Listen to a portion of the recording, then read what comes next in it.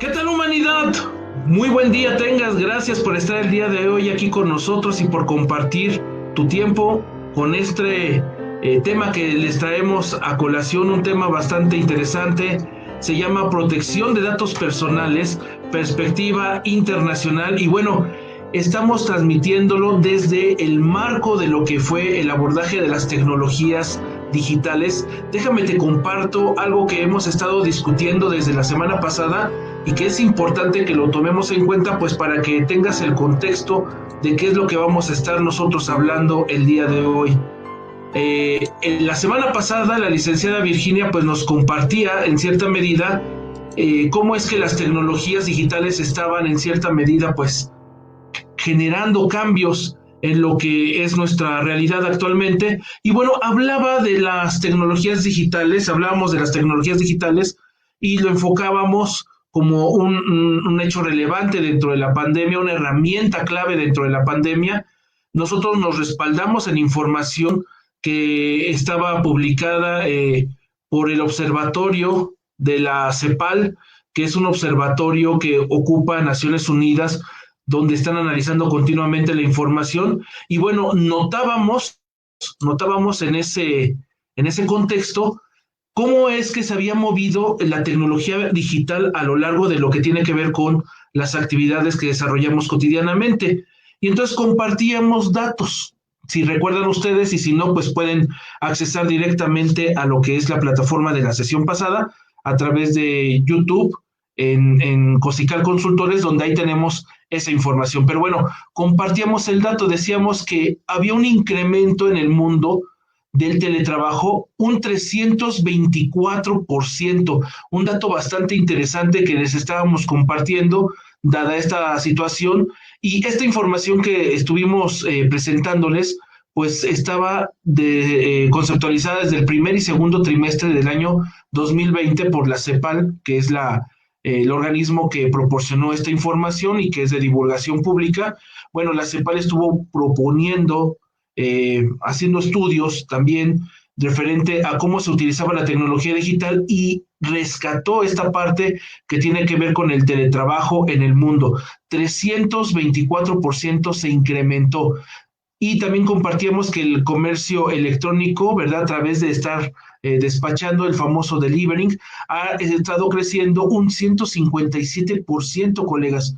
Impresionante, ¿no? En cuestión de la educación electrónica, solamente en comparación con el delivery ha estado creciendo un 62%. Y mire usted el dato interesante, el dato bonito.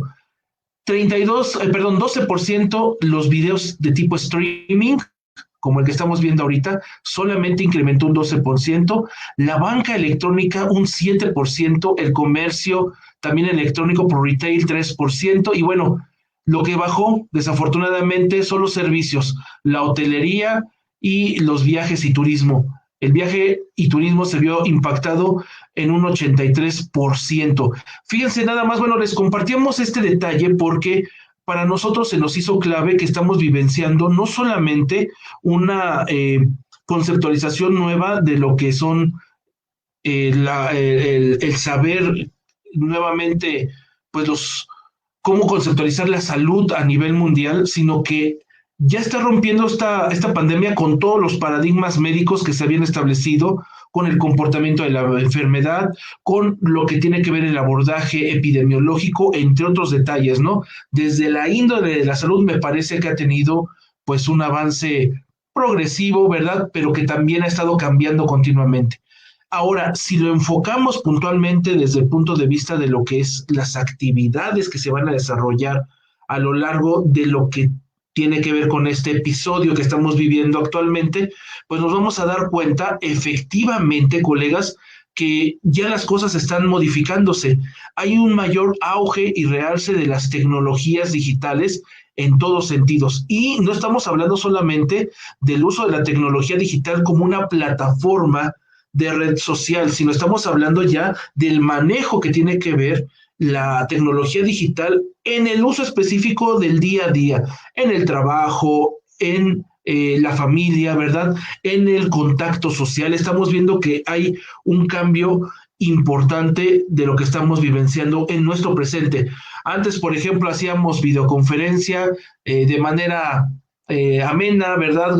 Uno que otro hacía conferencias de índole virtual con sentido ya más profesional en cuanto a la empresa, ¿verdad? A una estructura orgánica, pero ahora ya lo estamos viendo desde todas las perspectivas. Si yo, por ejemplo, quiero tener contacto con la familia, pues puedo hacer una videoconferencia, algo que antes no hacía.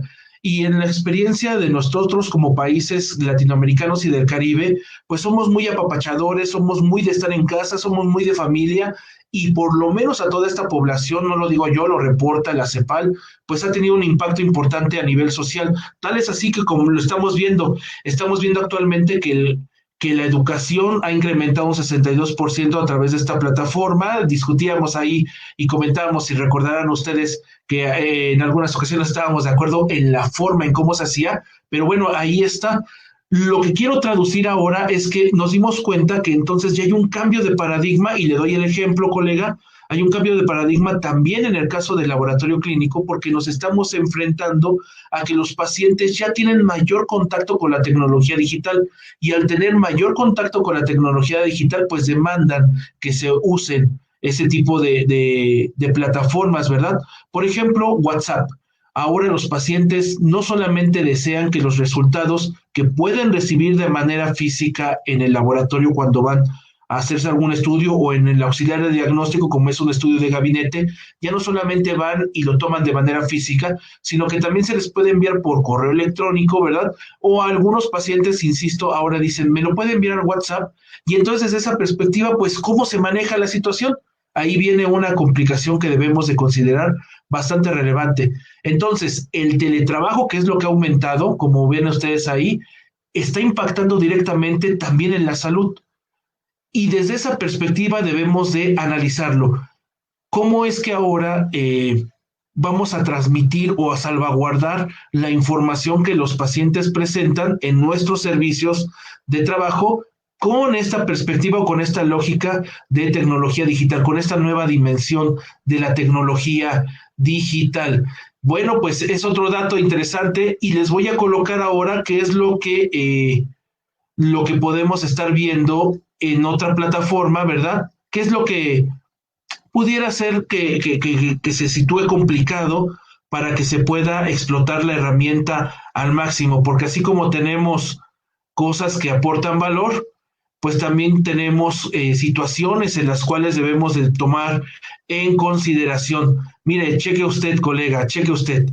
Vamos ahora a compartirles otra imagen que tiene que ver con las limitaciones, y que también lo comentábamos la semana pasada con las tecnologías digitales, y ahora con la actual pandemia de la COVID-19. Miren, ven ustedes en pantalla lo que compartíamos hace 8 días.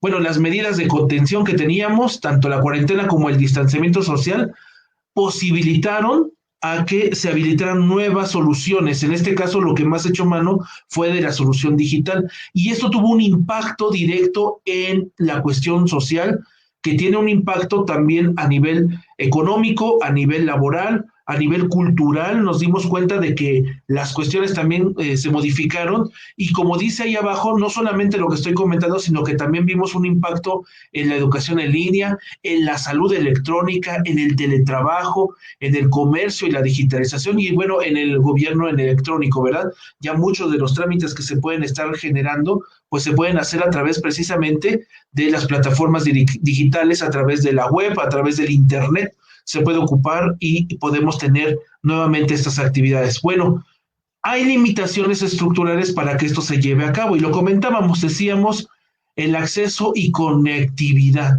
Es un punto muy importante. No todas las poblaciones en todos los países, ¿verdad? En todas las regiones tienen la posibilidad de tener acceso y conectividad, y eso limita.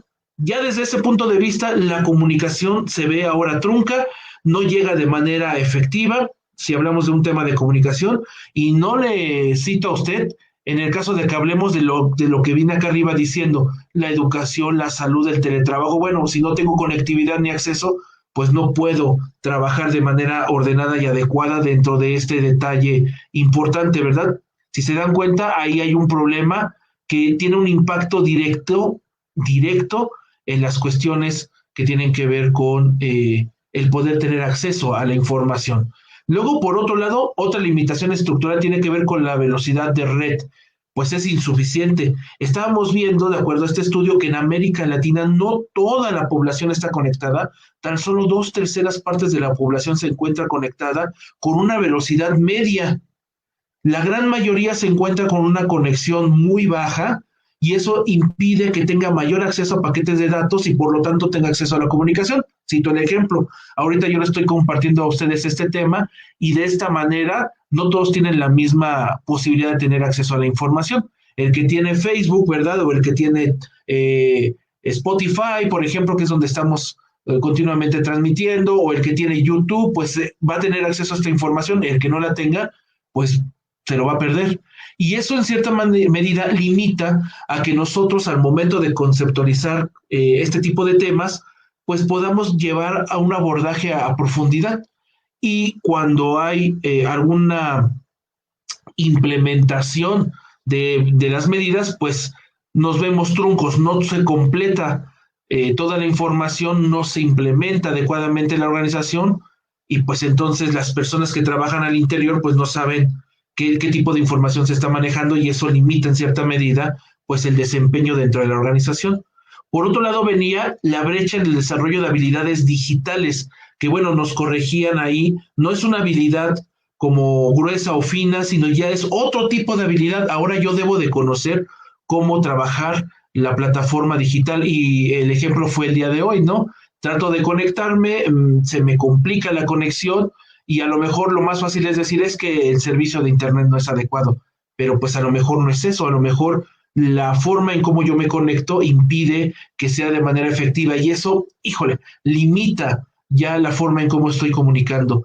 La era que estamos viviendo, que algunos le llaman que es la cuarta revolución industrial o la era digital, que es la que estamos presenciando, requiere en cierta medida pues que tengamos este tipo de habilidades digitales para poder llevar a cabo pues nuestras actividades o lo que nos planteamos hacer, por ejemplo, en mi caso, comunicar. Y finalmente, pues la escasa digitalización de los procesos productivos, también hablábamos al respecto. Bueno, si un paciente me está solicitando los estudios por WhatsApp, ¿qué requiero yo tener para poder enviárselos? Pensarían ustedes, pues muy sencillo, un teléfono, el número telefónico de a quien se lo voy a enviar, y bueno, pues un convertidor de PDF, ¿no? Pero nos vamos a dar cuenta que hay muchísimo más allá de lo que nosotros estemos visualizando o creyendo que se va a generar como tal dentro de las actividades que se van a desempeñar. Así que el día de hoy voy a compartirte ya con este antecedente, te voy a compartir el tema que ahora va a tener un impacto, pero ahora sobre protección de datos. Si tengo estas limitaciones estructurales, ¿cómo estaremos a nivel interno con los datos que nos generan nuestros pacientes? ¿Tendrán derecho nuestros pacientes a solicitar información adicional? ¿Podrán solamente decir, mi nombre es y solamente ponga mi nombre, no necesita más información? ¿Requeriremos aplicar alguna otra información que a nivel internacional se esté manejando? Bueno, pues eso lo vamos a ver y a descubrir el día de hoy. Así que esperemos que estén ustedes con nosotros para que puedan compartir esta información, porque el tema de hoy es protección de datos personales, la perspectiva internacional. Vamos a hacer un breve corte comercial para regresar con el tema de entrada. Ya volvemos.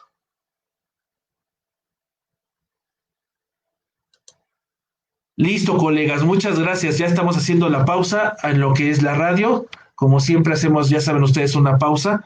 Y bueno, vamos a dar lectura a lo que son los comentarios hasta el momento. No sin antes decirle a usted que, ¿qué opina? Coméntenos qué opina, compártanos sus comentarios, sus experiencias sobre este tema, que seguramente va a aportar muchísimo valor. ¿Cómo estamos en América Latina? ¿Cómo vamos en México, verdad? En el Caribe, para los países que nos escuchan en el Caribe, ¿cómo estamos? Vamos a empezar a ver comentarios. Aquí está Claudia Tavera Alonso. Hola Claudia. Aquí ya me dice que sí se escucha. Te agradezco mucho que me hayas retroalimentado. Fue un completo desastre el día de hoy. Pero bueno, gajes del oficio. Aquí también Ya Claudia nos compartía que no se estaba escuchando, sí, los problemas. Itzel Cetina, buenas tardes, maestros, gracias por la información de mucho aprendizaje. Gracias, Itzel. Y bueno, quiero decirles a ustedes que pues me disculpen por la forma en cómo me pude conectar el día de hoy. Fíjense que aquí en el centro del país donde estamos transmitiendo se ha estado complicando a lo largo de la semana. Pues hay algunas antenas que no están funcionando, nos han compartido y bueno, pues hemos tenido esta problemática. Se va el audio, luego se iba el video, ¿no? Y aquí, pues, la licenciada Virginia contestando que nos estábamos arreglando. Pero bueno, ya al final ya quedó, colegas.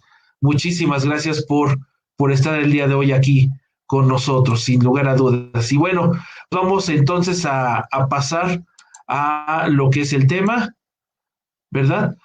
Y vamos a dar inicio con esta información. Ahora vamos acá y bueno, a ver, vamos a continuar. Listo, regresamos. Gracias por estar nuevamente con nosotros. Y bueno, regresamos con este tema que sin lugar a dudas resulta interesante. Es la protección de datos personales con una perspectiva internacional. No sin antes continuar con el tema, me gustaría comentarles que ustedes qué opinan. Compártanos sobre sus comentarios, sus experiencias en el tema. ¿Ustedes consideran que es importante saber cómo gestionar la parte de lo que tiene que ver con la protección de datos? Vamos a ver qué nos comparten. Fíjense ustedes, voy a empezar con la información que es relevante para que podamos contextualizarla.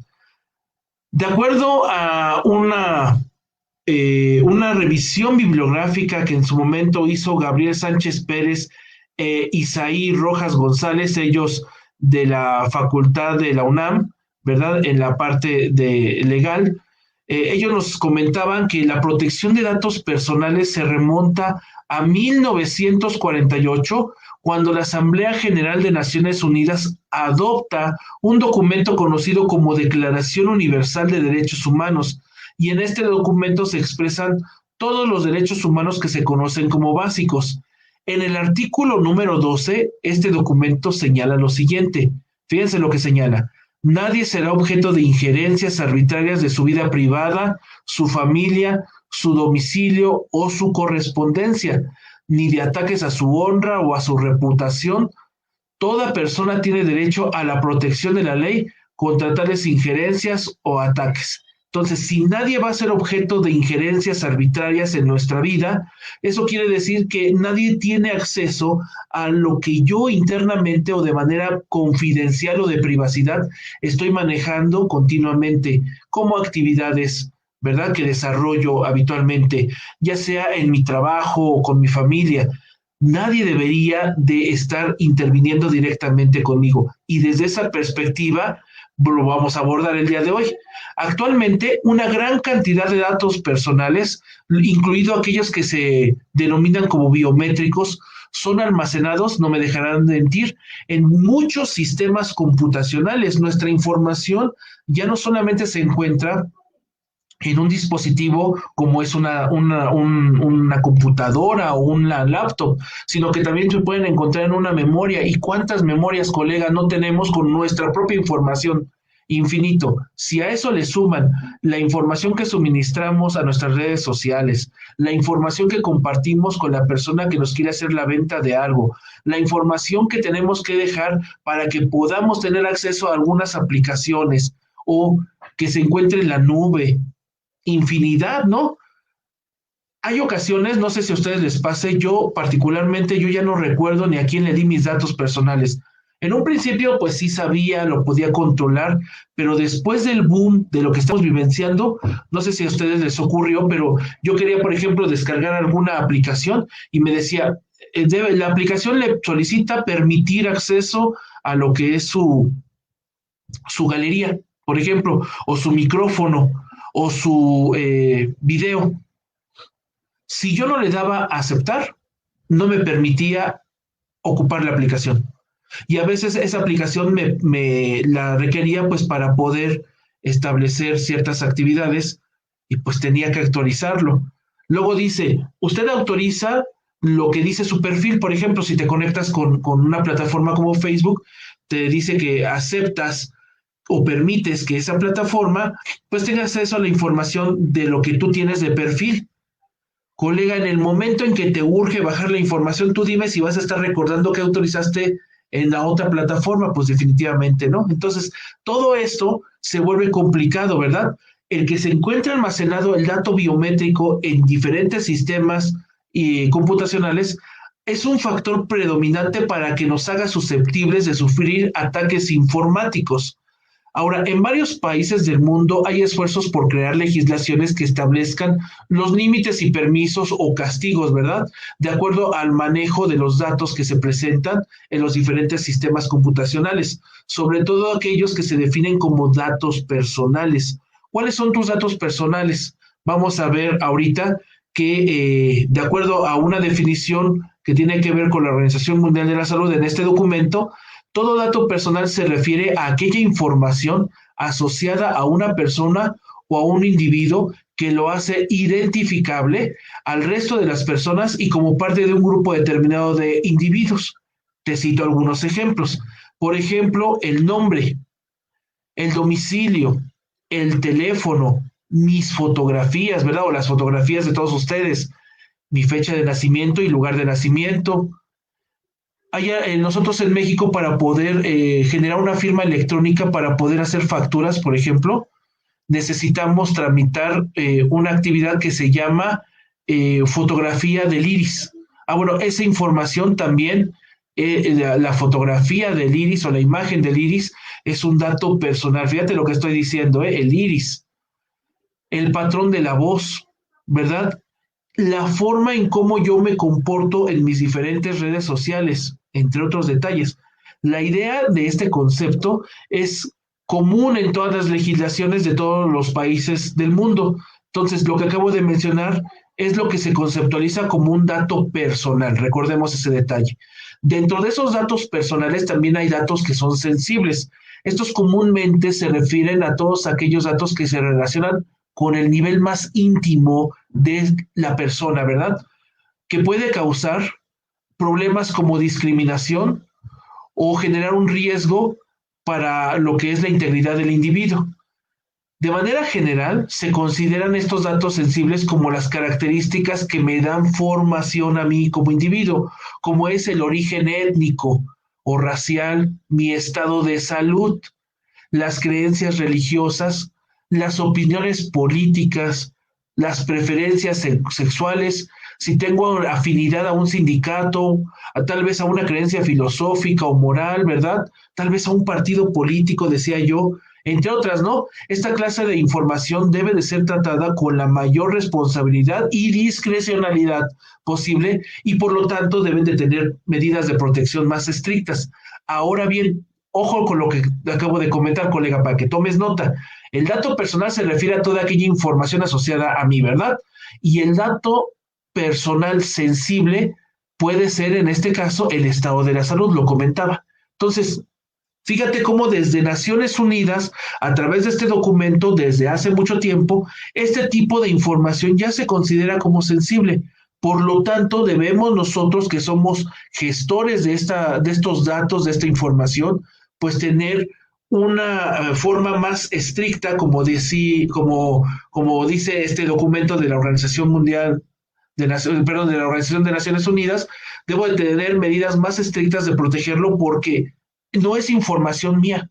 Yo, por ejemplo, si alguien me facilita la información, yo solamente soy un vector, un gestor de la información y solamente debo de hacer uso de ella para los fines que yo persigo. ¿Qué quiero decir con esto? Si tú trabajas en un laboratorio, haz valer este derecho para tus pacientes. Si tú eres un paciente de un servicio de salud, pues haz valer este derecho con las personas que te están solicitando la información. De manera habitual, nosotros, ¿qué hacemos, colegas? Llegamos a un servicio y damos nuestra información, pero va más allá de eso, si te das cuenta, podríamos decir, bueno, una biometría hemática, ¿qué? O tal vez un resultado de examen general de orina, ¿eso para qué lo podrían ocupar? La verdad es que hay personas que no somos maliciosas, entonces, pues, si yo me pongo a pensar en eso, pues a lo mejor diría, ay, no tiene nada que ver, ¿no? Pues una biometría, un examen general de orina que diga que tengo bacterias, una cruz. ¿Eso qué significa, no? ¿Cómo lo pueden ocupar? Y la verdad es que uno nunca sabe de qué manera. No sé, a lo mejor me pueden involucrar en un acto delictivo, ¿verdad? De índole sexual y a lo mejor ese estudio puede ser utilizado en mi contra. Vuelvo a lo mismo, como no lo estoy con esa mente ociosa de malosidad, ¿verdad? Pues no lo vislumbro, pero hay personas que están trabajando con la información de manera cotidiana. Es más, pudiéramos nosotros confiar en nuestros colaboradores y en que van a manejar la información de manera muy reservada, pero hay condiciones a veces en el entorno que dificultan. Por ejemplo, cuando llegan y te amenazan y te piden cierta información donde ponen en riesgo tu vida, dime si no vas a soltar la información, si está en riesgo tu vida o la vida de tus seres queridos. Ese tipo de detalles se nos olvidan y tenemos que considerarlos dentro de los servicios que brindamos. Ahora bien, estábamos hablando hace un momento del dato personal, del dato sensible, ¿verdad? También hablaba de datos biométricos.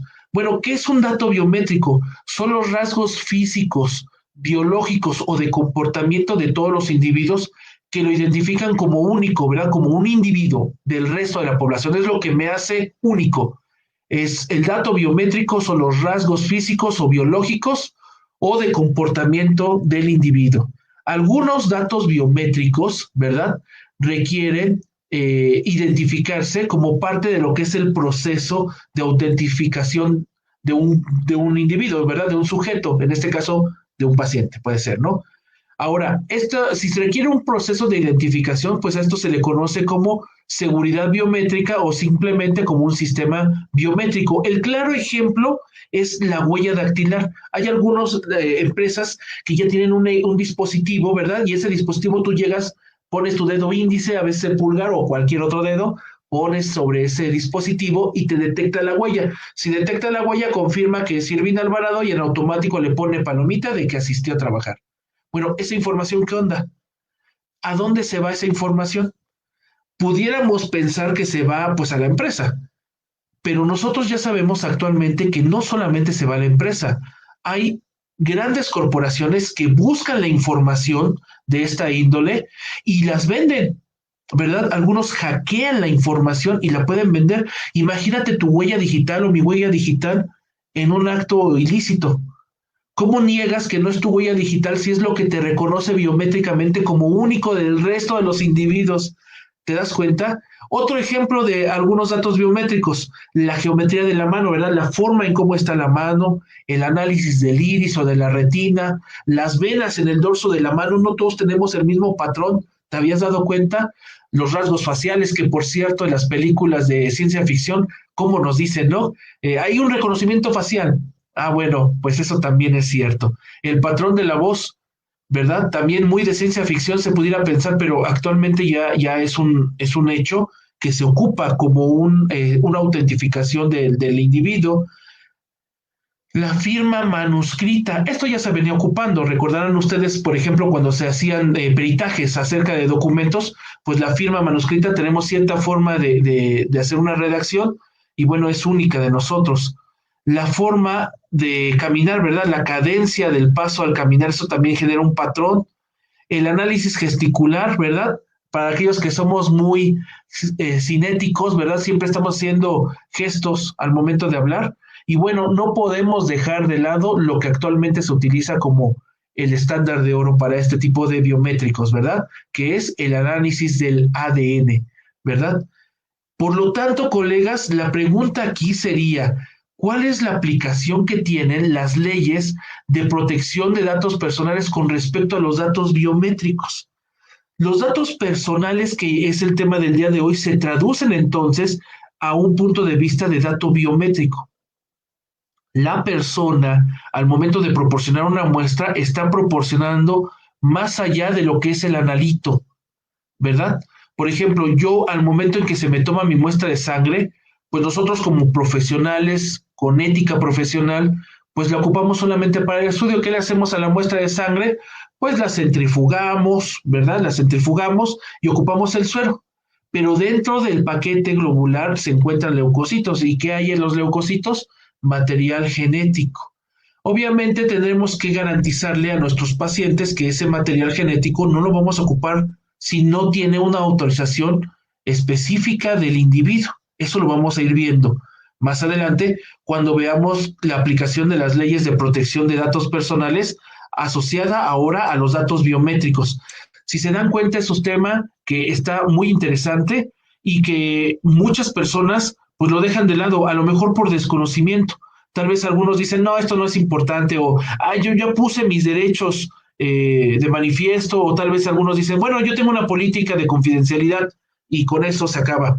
Va más allá. Si yo no conceptualizo este punto desde un punto de vista de conocimiento al interior de la organización y a mí como profesional, difícilmente voy a poder tener una defensoría en caso de que haya alguna complicación. Hay muchos pacientes, colegas, que a veces quieren también sacar ventaja de la situación y con tal de no pagar un estudio, a veces ponen de argumento que fueron vulnerados sus derechos de privacidad o de confidencialidad.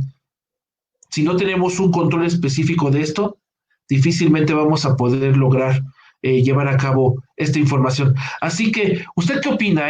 Compártanos con conocimientos, con sus comentarios, sus experiencias sobre el tema. Háblenos acerca del punto. ¿Tú tienes controlado en tu laboratorio estos derechos que tienen que ver con la privacidad, con la confidencialidad? Seguramente sabías cuáles son los datos biométricos, seguramente cuáles los datos sensibles, pero ¿lo tienes ya debidamente establecido en tu laboratorio y organizado? Eso es lo que estaríamos resolviendo en este momento. Vamos a ir a un corte y cuando regresemos profundizaremos un poquitito más acerca de las leyes que a nivel internacional se tienen establecidas para ejercer esta protección de información. Ya volvemos. Bien, pues ya estamos aquí en el segundo bloque. Bueno, interesante el tema, interesante. Y compartirles a todos ustedes que me están viendo, gracias por estar aquí con nosotros el día de hoy. Estamos tocando un tema que tiene que ver con el conocimiento de el dato personal y el dato sensible, junto con el dato biométrico, que es lo que nosotros manejamos al interior del laboratorio cuando nos traen las muestras de los pacientes. Aplican leyes de protección de datos personales para este tipo de muestras, ¿verdad? Como por ejemplo el material nucleico que tenemos o tal vez la información que generamos en los resultados de los laboratorios que estamos realizando, ¿aplicaría? ¿Valdría la pena explorarlo? Nosotros en México ya tenemos algo de avance al respecto, pero bueno, quiero llegar a este punto de lo que es el abordaje internacional, porque pues recordemos que el programa es internacional, nos ven de diferentes partes del mundo, no puedo casarme solamente con un país, tengo que abordarlo de manera integral. Pero bueno, estamos abordando este tema. Así que vamos a ver qué cambios ha habido en la legislación para que se pueda llevar a cabo este conocimiento. Bueno, vamos a ver si ya podemos continuar. Aquí me están mandando un mensajito. Listo, me parece que en un momento, ok. Bueno, pues en lo que nos dan la autoridad, nos autorizan también compartirles, pues si tienen algún comentario, háganos saber, valdría la pena, insisto, ¿ya lo tienes controlado debidamente en tu laboratorio? Compártenos a nivel internacional cómo están allá en sus países, la legislación ya está en este tipo de materia, tenemos algún conocimiento previo respecto al tema, compártanos esta información. Y bueno, vamos a regresar.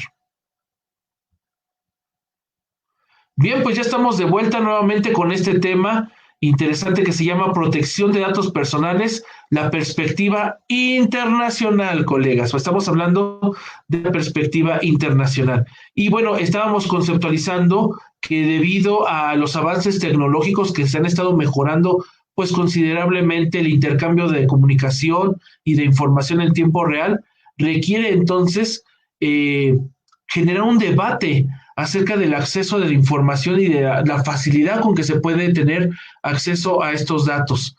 Hay que considerar que en el mundo ya está amplificándose la voz de activistas que están en derechos humanos, que están muy enfocados con los derechos humanos, y pues están vigilando continuamente que hay abusos por parte de algunas organizaciones que gestionan este tipo de recursos.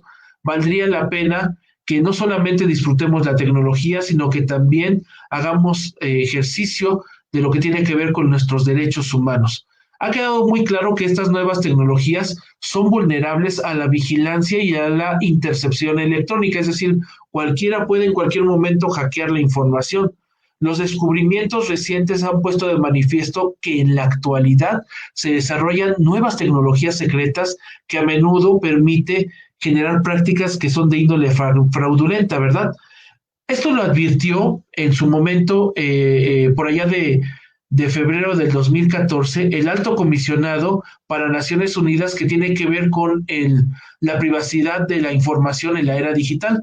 Este comisionado pues explicaba que hay una amenaza latente a los derechos individuales e incluso a los derechos que tienen que ver con la privacidad, la libertad de expresión y de asociación, que es una dinámica desde la perspectiva de la sociedad civil que se ve actualmente pues vulnerada, ¿no? En el año 2013, en diciembre de 2013 para ser exactos, la Asamblea General de las Naciones Unidas aprobó una resolución que se conoce como la Resolución 68-167. En esta resolución, Naciones Unidas expresa su profunda inquietud por la repercusión negativa que puede tener sobre los derechos humanos el que no se tengan medidas estrictas de control. La Asamblea General declaró que los derechos que las personas poseen cuando no están conectadas a las redes informáticas también tienen que ser protegidos cuando están en línea y pidió a todos los Estados miembros que revisaran procedimientos, las prácticas y leyes relativos a la vigilancia, ¿verdad?, de las comunicaciones y a la intercepción o el archivamiento de los datos personales. E hizo hincapié en la necesidad de que los estados pues garanticen la aplicación plena y eficaz de sus obligaciones en virtud del derecho internacional con respecto a los derechos humanos. Entonces, si se dan cuenta, dentro del marco internacional, la resolución 68-167 es la que ya está estableciéndole a todos los estados que forman parte de la organización, pues que revisen, como decía yo hace un momento, estos procedimientos y leyes relativos a la vigilancia de la información. Entonces, ¿qué ha hecho el mundo al respecto? Déjenles comento, Alemania ya desde 1970 aprueba la primera ley de protección de datos. En el 77, el Parlamento Federal Alemán aprueba una ley que se conoce, voy a tratar de hablar bien el alemán, pero bueno, la ley se le llama como Bundesdatenschutzgesetz. Espero que la haya pronunciado bien. Estas leyes impiden la transmisión de cualquier dato personal sin la autorización de la persona interesada. Alemania desde 1970 y luego en el 77 el cambio. En Suecia, en 1973, fíjate las fechas, publica la que fue una de las primeras leyes de protección ya enfocada a datos en todo el mundo. En 1973, Suecia. Estados Unidos de Norteamérica genera una ley de protección de datos que tiene base en la Privacy Act de 1974 del propio país. Y bueno, hablando ya de la Unión Europea, ¿verdad? Existe el primer convenio internacional de protección de datos que fue firmado en 1981 por Alemania, Francia, Dinamarca, Australia y Luxemburgo, y esta es conocida como el Convenio 108. La directiva es referente a la protección de las personas físicas en lo que respecta al tratamiento de sus datos y a la libre circulación de los mismos. En España, en 1999 se establece la protección de datos de carácter personal y esta ley ha sido importante para toda Latinoamérica porque se ha utilizado como un referente de lo que se refiere al modelo europeo, es decir, esta ley ha tenido impacto en todos nuestros países. Aquí en América Latina, las leyes de protección de datos personales surgen como una necesidad derivada del incremento del uso de las tecnologías de la información y el aumento de su vulnerabilidad. En su mayoría, estas leyes se asemejan al modelo europeo, que es el que estoy haciendo referencia, que es el modelo español. En Argentina está la ley 25.326, que se creó en el año 2000. En Chile, en 1999, también una ley semejante. En Panamá se creó una misma ley en el 2002. En Brasil, en 1997. En Paraguay, en el 2000. Y en Uruguay, en el 2008. Seguramente, bueno, esto fue de la revisión bibliográfica que estuve haciendo, seguramente ya estos países pues ya han de haber actualizado su legislación al respecto. Rusia, en el año 2006 fue aprobada de una ley exhaustiva de protección de datos personales. En el caso, por ejemplo, de un país particular de allá del cono sur de nuestro continente, en Perú hay una ley, según la que yo revisé, que es la ley 29.733, creada el 2 de julio de 2011, y es una ley muy reciente de protección de datos personales. En el mundo es la que sugiere, es la más actualizada. Nosotros ya tuvimos una ley que fue, aquí la tengo en pantalla, fue emitida ya déjenme ver, aquí lo puedo ver, lo puedo visualizar rápidamente. Esta ley fue promulgada, según la que yo tengo, el 5 de julio de 2010. Es una modificación. Nosotros en el país, en México, le llamamos Ley Federal de Protección de Datos Personales en posesión de los particulares. Así se llama en México. Ley Federal de Protección de Datos Personales en posesión de los particulares. Y bueno, esta ley tiene un sustento junto con el reglamento de la Ley Federal de Protección de Datos Personales en posesión de particulares. En esta ley, el objetivo principal de la ley es sentar los precedentes para que se maneje la información en posesión de terceros desde un punto de vista ya legislado, para que todo es de observancia de toda la población. Aquí, por ejemplo, lo leo directamente ahorita en pantalla, dice que la ley es de orden público y de observancia general para todo el país, no en toda la República, y el objetivo de esta ley es la protección de los datos personales en posesión de particulares con la finalidad de regular su tratamiento legítimo, controlado e informado a efecto de garantizar la privacidad y el derecho de la autodeterminación informativa de las personas. ¿Esto qué quiere decir? Traduciéndolo ya un poquito más a lo que es algo coloquial. Lo que quiere decir es que yo tengo el libre derecho de ejercer qué tipo de información libero y qué tipo de información me abstengo de liberar. Esto, en cierta medida, lleva una consecuencia. Si yo libero información, pues yo estoy consciente de que esa información puede ser susceptible o ser utilizada en diferentes actividades. Si yo prescindo de compartir esta información, entonces estoy consciente de que va a haber ciertas repercusiones por no compartir esta información.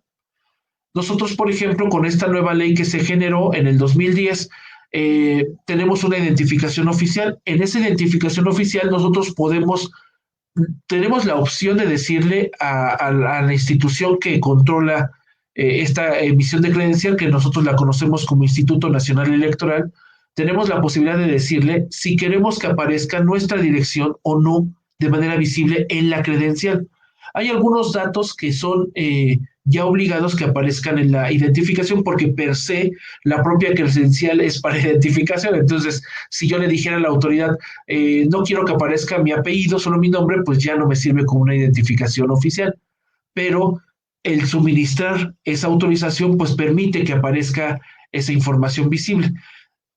Si se dan cuenta con este ejemplo que acabo de dar, por ejemplo, para México, lo que estoy dando a conocer es que yo tengo completa autoridad sobre la información que yo manejo, sobre mis datos sensibles. Y así como manejo este tipo de información sobre mis datos sensibles para poder darlos a conocer a un tercero, pues también puedo manejar mi información de estos datos sensibles en particular para cuando me haga algún estudio por medio de un auxiliar del diagnóstico, ¿verdad? En ese sentido, hay que tomar en consideración entonces la lectura, para el caso de la experiencia mexicana, pues de esta ley de protección de datos personales en posesión de los particulares, y también su reglamento. El reglamento se emitió pues un año después, el 21 de diciembre del 2011, y este reglamento sí hace específica una serie de atributos que son importantes o de consideración para que se pueda entender la ley. Nosotros en nuestro país, en México, tenemos una estructura que a continuación explico. Está nuestra Carta Magna, nuestro documento máximo, ¿verdad? Es la Constitución Política de los Estados Unidos Mexicanos. De esta Constitución se derivan las diferentes leyes en los diferentes sectores de actividad de la población, y para poder interpretar la ley de manera adecuada se genera un reglamento por cada ley. Entonces, ¿Cómo yo debo de hacer la lectura en el país? Bueno, debo de conocer cuál es el artículo constitucional que marca precisamente esta protección de datos personales y luego después empezar a vislumbrar cuáles son las leyes que regulan en esta materia. Si se dan cuenta, entonces necesitamos conocer un poco más acerca de nuestra legislación en el país, hablando de México. Si habláramos de otros países, pues yo te invitaría a que tú también consultes cuáles son aquellas normas o legislaciones que aplican directamente pues para el uso de este tipo de pues de información. Eso sería muy relevante. Ahora bien, aquí nosotros tenemos en el país, quiero citar como ejemplo lo que pasa en el país, tenemos una estructura, como les compartía, que viene en la Constitución Política de los Estados Unidos Mexicanos. En el artículo 16 de nuestra Constitución Política dice lo siguiente: toda persona tiene derecho a la protección de sus datos personales, el acceso, rectificación y cancelación de los mismos, así como a manifestar su oposición en los términos que fije esta ley, que fije la ley, la cual establecerá los supuestos de excepción a los principios que rijan el tratamiento de datos, por razones de seguridad nacional, disposiciones de orden público, seguridad y salud pública o para proteger los derechos a terceros. Si se dan cuenta, el propio artículo, por ejemplo, en el caso mexicano de nuestra Constitución, sí hace referencia al acceso, rectificación y cancelación u oposición, ¿verdad?, de la información que estemos generando. Nosotros en el país a eso le llamamos derechos ARCO, ¿verdad? ARCO, que es el acrónimo de acceso, rectificación, cancelación u oposición. Y sobre esta materia hay muchísima información al respecto. Hemos tenido que estar pasando 4 reformas constitucionales para sentar la base de lo que actualmente tenemos como una regulación integral del derecho de protección de datos personales con alcances en el sector público y además en el sector privado, a todos los niveles, a nivel federal, estatal y municipal. Nosotros les digo, hecho 4 reformas para poder llevar a cabo este tipo de integración. Fíjense, les comparto. En julio de 2007 se hace una reforma al artículo 6 de la Constitución Política de los Estados Unidos Mexicanos, donde se define en ese momento el mecanismo de acceso y rectificación de los datos personales. Luego, el 30 de abril de 2009 se genera una reforma al artículo 73 de la misma Constitución Política, donde faculta al Congreso de la Unión a legislar en materia de protección de datos personales en el 2009, colegas. Luego, en junio de 2009, ¿verdad? Abril, mayo, junio, 2 meses después, se adiciona al artículo 16 un segundo párrafo donde ahora se identifica que es un derecho fundamental para los mexicanos, en este caso, la protección de datos personales. Y luego viene una reforma que se realiza en el artículo 6 en la fracción 8, el 7 de febrero de 2014, sobre esta Constitución, donde habla de una autonomía constitucional del organismo garante y bases para la ley general. ¿De qué estamos hablando? Se crea en México una institución que en su momento se llamaba IFAI, ahora se llama INAI, ¿verdad? El INAI es precisamente una institución dentro del gobierno del país, que se llama Instituto Nacional de Transparencia, Acceso a la Información y Protección de Datos Personales. Fíjense desde cuándo está este INAI, ¿verdad? Yo les compartí a ustedes desde febrero de 2014, ya tenemos esa institución. Ha sufrido bastantes cambios porque realmente regular este tipo de información, pues si en cierta medida a nivel de gobierno se ha tenido complicaciones, imagínense a nivel particular, a nivel privado. Obligó la ley a que todas las empresas, todas las organizaciones generaran conocimiento de un aviso de protección de datos personales. Entonces, nosotros en el país decidimos redactar un documento que se da de conocimiento a la población que estamos atendiendo, donde informamos qué es lo que vamos a pedir de información de ellos, para qué la vamos a usar, si requiere alguna información adicional o tienen alguna duda, nos hacen referencia de cómo poder trabajarla y de qué manera pueden tener acceso ellos a solicitar información referente a cómo yo voy manejando sus propios datos. Eso es lo que tenemos que publicar de manera visible y todos los pacientes, hablando ya del sector salud, deben de tener derecho a esta información. Entonces, si te das cuenta, pues la experiencia mexicana hasta el momento va creando información que tiene que ver puntualmente con cómo manejamos los datos que se manejan dentro del laboratorio clínico, en este caso en particular, traduciéndolo ya a lo que es nuestra actividad, y el paciente debe tener completo conocimiento de qué es lo que puede hacer o no con esta información. Entonces, si te das cuenta, pues ya hemos hablado de qué son los datos personales, ya lo mencionamos.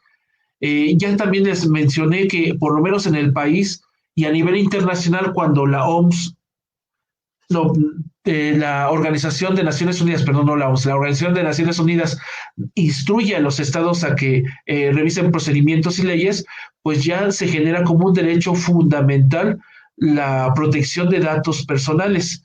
Y entonces es el poder de disposición y control que faculta a su titular, en este caso a la persona que tiene el acceso a la información y que los provee, a decidir cuáles son los datos que proporciona a un tercero, así como saber quién posee esos datos y para qué los posee. De eso estamos hablando, pues en este punto que tiene que ver con la información. Y luego, además de esto, también la protección de los datos, pues es a nivel internacional. Hay otros tipos de información que se han estado estableciendo, como la OCDE, a través de sus directrices que lanzó en 1980, el marco de la privacidad de la APEC, que se generó en 1999, los estándares internacionales de la resolución que tiene que ver con protección de datos que se generó en Madrid en el 2009, y hay una serie de directivas que se han estado estableciendo en función de este tema que estamos viendo. Por lo tanto, estimados colegas, pues si ya estamos en el mismo tenor de ideas, nos estamos dando cuenta de que la información que nosotros generamos y cada vez nosotros recabamos, pues forma parte de un derecho humano. Por lo tanto, nosotros debemos de tener medidas específicas de control al interior que debemos de estar garantizando, pues para poder poner de manifiesto a los que nos solicitan los servicios que se pueda llevar a cabo un estricto control de su información. Nosotros, por ejemplo, cuando hacemos algún servicio, siempre comentamos, nosotros como COSICAL siempre comentamos que la información que tenemos solamente van a ser para los fines legales que perseguimos y no para otra actividad. Desde esa perspectiva, entonces, pues yo doy de manifiesto o de conocimiento a las personas que están al frente, que proporcionan información, pues que solamente vamos a utilizarla para ese fin que se persigue. También ustedes pueden tener acceso a este tipo de protección de datos personales a través de lo que estableció el Departamento del Derecho Internacional de la OEA, ¿verdad? La Organización de Estados Americanos también están hablando al respecto del tema y establecieron ciertas medidas que tienen que ser tomadas en consideración por todos los países para que a su vez puedan bajarlo, ¿verdad?, en cascada hacia todas las organizaciones que están en el interior de su país. Y bueno, como se darán cuenta, el tema es bastante extenso, tenemos mucha información por desglosar y yo los invito a que próximamente estén ustedes atentos. Vamos a seguir manejando temas que tienen que ver con la aplicabilidad, porque implementar un sistema no solamente es leer la norma y hacer un documento que contextualice el cumplimiento del mismo, sino que hay que conocer el contexto, el antecedente, para que de esta manera no solamente se dé cumplimiento con lo que tiene que ver con la normatividad, sino que además se dé cumplimiento al interior para una muy buena capacitación y una muy buena defensoría en caso de que haya algún problema. El tema, bueno, ya se agotó, tenemos el tiempo ya medido. Yo les agradezco de antemano el haber estado el día de hoy aquí conectados con nosotros. Dentro de 8 días habremos de manejar un nuevo tema.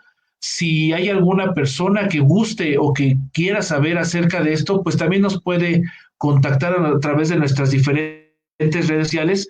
La idea es que pueda tener acceso a la información y que de esta manera pueda profundizar un poquito más en el desarrollo del tema a fin de que pueda generarse pues una adecuada implementación de la misma temática.